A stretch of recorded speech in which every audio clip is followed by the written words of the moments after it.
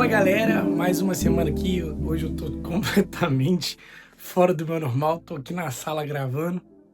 Eu quero falar hoje sobre um assunto bem simples e bem aleatório, para ser honesto.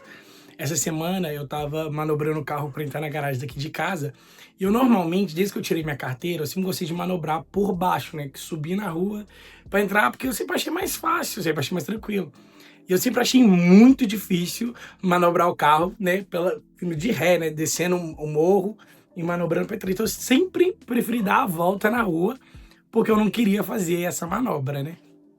Até que um dia eu tava com meu pai, e os cachorros estão latindo, mas até um dia que eu tava com meu pai, e o meu pai fez essa manobra, eu tava com ele no carro, e aí eu, tipo assim, eu fiquei prestando atenção em como o meu pai fazia, ironicamente aí, referência ao vídeo passado. E, gente, eu sou assim, eu sou fã número 1 do meu pai dirigindo. Meu pai é a melhor pessoa pra dirigir do mundo. E aí, ele fez um negócio muito simples. E aí eu falei assim, então é assim que ele faz.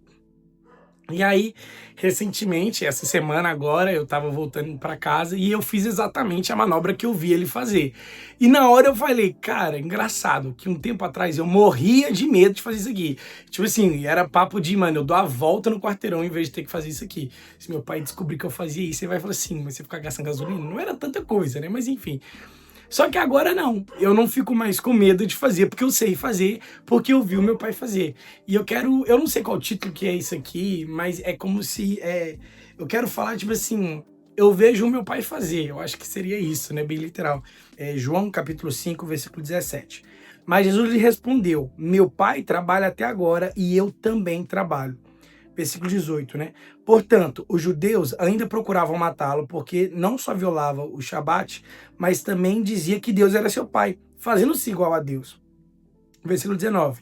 Então respondeu Jesus e disse-lhes, na verdade vos digo, o filho não pode fazer nada por si mesmo, a não ser o que vê o pai fazendo, porque todas as coisas que ele faz, o filho também da mesma forma faz. Versículo 20. Porque o pai ama o filho e mostra-lhe todas as coisas que ele mesmo faz. E ele mostrará maiores obras do que essas, porque vos maravilheis. Esse texto aqui está falando quando os judeus, né, estão desafiando Jesus, porque ele tecnicamente estava quebrando o Shabat para eles lá e tudo mais. Mas eu não quero dar essa ênfase, eu quero dar ênfase no ponto de eu vejo meu pai fazer e por isso eu faço. Às vezes a gente tem medo de algumas coisas, a gente tem algumas angústias no nosso coração, às vezes a gente tem essas preocupações de como que eu vou lidar com isso, como que eu vou fazer aquilo, como que eu vou lidar com esse desafio, como que eu vou vencer o meu medo, como que eu vou sair do meu lugar que eu tô hoje para ir para um outro lugar. O segredo hoje deixa eu ver como que Jesus faz, deixa eu ver como que o meu pai faz, o meu pai celestial, como que o meu pai se comporta. Então, às vezes, a gente está em situações que a gente não sabe como que a gente vai lidar com elas, a gente não faz ideia de como que a gente vai se posicionar nelas.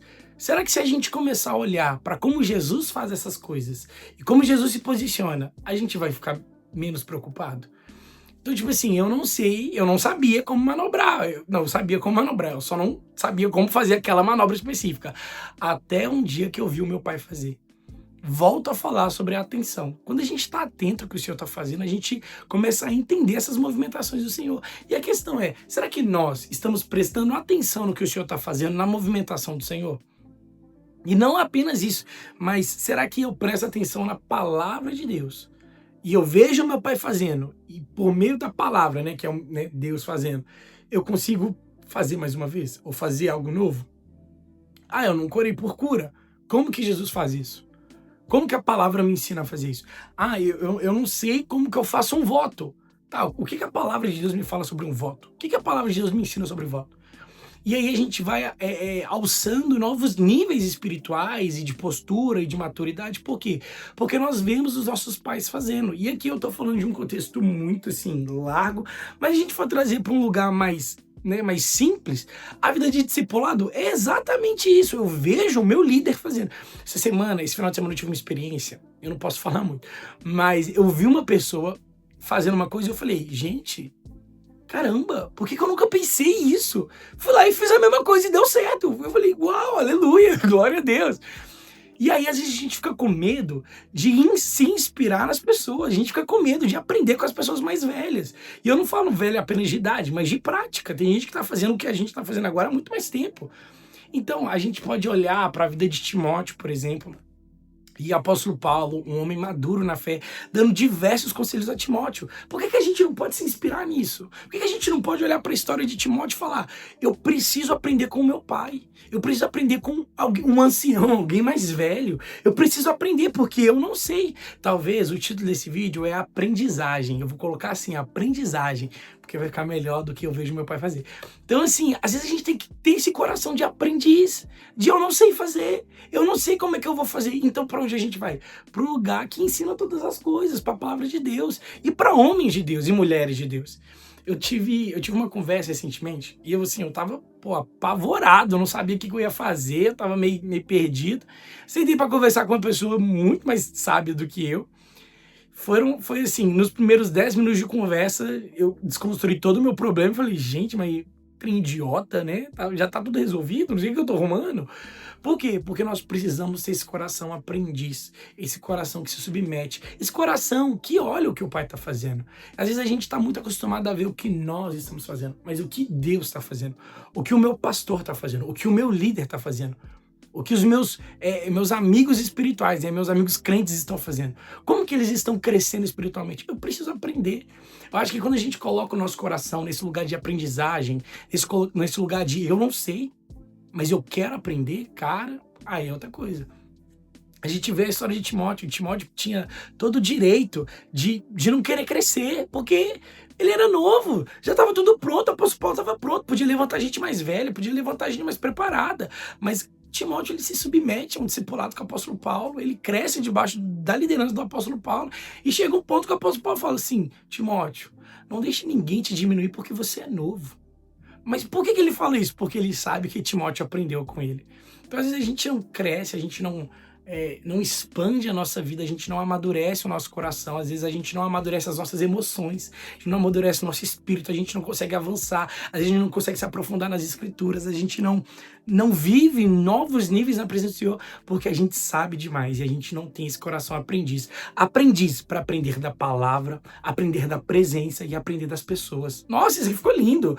Palavra, presença e pessoa, é exatamente isso. Você aprende, em primeiro lugar, a palavra, o que Deus está falando, o que a Escritura me ensina, mas eu aprendo da presença do Senhor. Quando eu gasto tempo na presença, eu deixo a presença ser essa tutora, né, que me ensina, essa presença que me ensina. Mas quando eu gasto tempo aprendendo de pessoas, irmão, aí eu vejo como que eu faço. Eu gosto muito do texto dos filhos de Zacar, né, eles sabiam o tempo e o modo.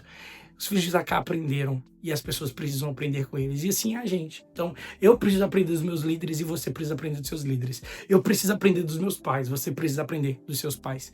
E assim a gente vai alcançando novos lugares no reino dos céus, aproveitando, né, todo momento, o apóstolo Paulo fala isso, né, aproveitando toda oportunidade, porque a gente tem que remir o tempo, porque os dias são maus. Então, aprenda a aprender, sabe? Aprenda a degustar, sabe? Saborear aprendizados. Quando você estiver num lugar com gente inteligente, presta atenção, faz pergunta boa, sabe? Puxa do ambiente. Por quê? Porque aqueles que aprendem, meu irmão, esses vão muito mais longe.